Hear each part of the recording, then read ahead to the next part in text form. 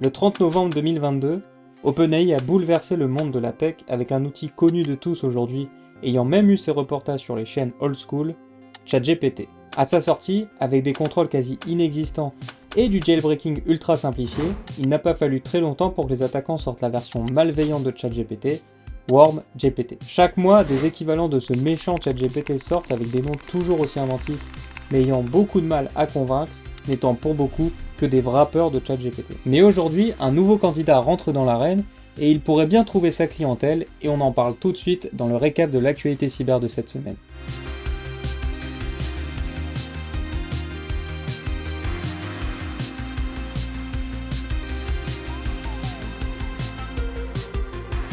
Évidemment, même si on n'en parle pas toutes les semaines, les data leaks continuent et les entreprises de tous les secteurs sont touchées. Par exemple, c'est la configuration de plus de 15 000 firewalls créés par le constructeur Fortinet qui a fuité en ligne. Alors, même si on parle de données qui sont disponibles gratuitement et par tout le monde, c'est quand même des données qui ont plus de 2 ans, mais qui pourraient quand même être potentiellement exploitées. La raison de ce leak serait l'exploitation d'une faille par le groupe de hackers Belsen Group, qui, selon eux, maintenant qu'ils ont bien utilisé et bien revendu ces informations, ils sont juste tout simplement prêts à les rendre publiques. Mais toutes ces entreprises ne sont pas les seules à être concernées, car HP est actuellement en train d'enquêter sur un potentiel data leak qui n'a eu aucune incidence sur son business selon eux, par un groupe d'attaquants dont on a déjà discuté l'année dernière dans nos précédents récaps de l'actualité cyber, le groupe d'attaquants Intel Broker. Et finalement, tous ces data leaks ont quand même des conséquences, car aux États-Unis, le groupe MGM a accepté de payer plus de 45 millions de dollars suite à un data leak sur leur infrastructure et leur système d'information. Les victimes peuvent recevoir de 75 à 20 dollars en fonction de la gravité du leak, car on parle quand même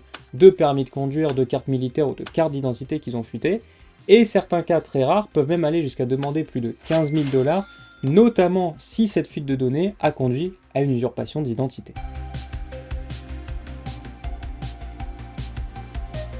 Hacker une Tesla et toucher de l'argent pour ça, ça fait rêver et c'était possible au concours de hack Hack2Pwn.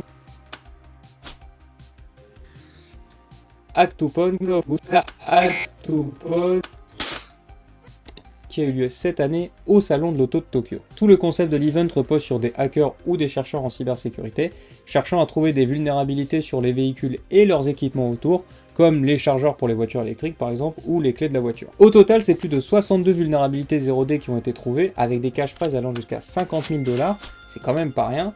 Et pour vous donner une idée, le deuxième jour, c'est plus de 700 000 dollars de récompenses qui ont été distribuées par Trend Micro. Au total, c'est plus d'une dizaine de failles qui ont été découvertes du côté de Tesla, et pour tous les constructeurs, tout ce qu'il leur reste à faire maintenant, c'est de patcher ces vulnérabilités pour éviter une exploitation malveillante dans les semaines à venir.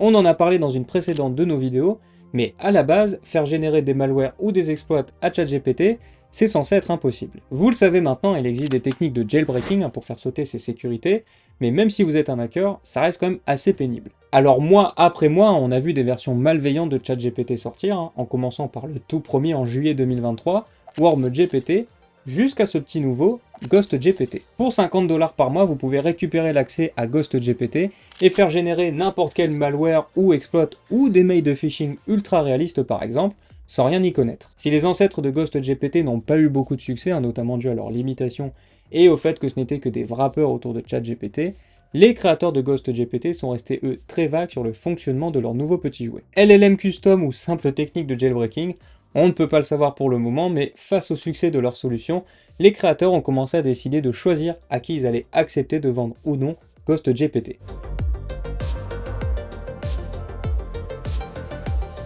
À force de parler d'IA, de GPU ou de Nvidia, on commencerait presque à en oublier les autres grandes avancées majeures dans le monde de la tech. Et justement, Google vient de faire une avancée assez significative dans le monde de l'informatique quantique, et pour comprendre pourquoi c'est un exploit, il faut comprendre quels problèmes ils ont essayé de résoudre. Historiquement et depuis la création de l'informatique, pour faire des processeurs plus puissants, il fallait tout simplement en faire des meilleurs, des plus petits, et surtout mettre plus de semi-conducteurs. Mais l'un des problèmes, c'est que l'équivalent des transistors en informatique classique, que l'on appelle qubits en informatique quantique, sont beaucoup plus sujets à erreur que nos transistors classiques. Du coup, en informatique quantique, multiplier les équivalents des transistors, cela veut surtout dire multiplier les erreurs, et ça, c'est pas top. Et c'est exactement ce que les chercheurs sont parvenus à résoudre, multiplier les qubits sans pour autant multiplier les erreurs, permettant de résoudre des problèmes encore plus rapidement que jamais. Le prochain challenge de Google maintenant, c'est de réussir à diminuer drastiquement les coûts de leurs solutions et de l'ordinateur quantique pour réussir à proposer une offre commerciale et commencer à rembourser un peu tout l'investissement qu'ils ont fait autour de cette technologie. On verra dans les années à venir le résultat, mais surtout la conséquence dans notre quotidien de cette avancée,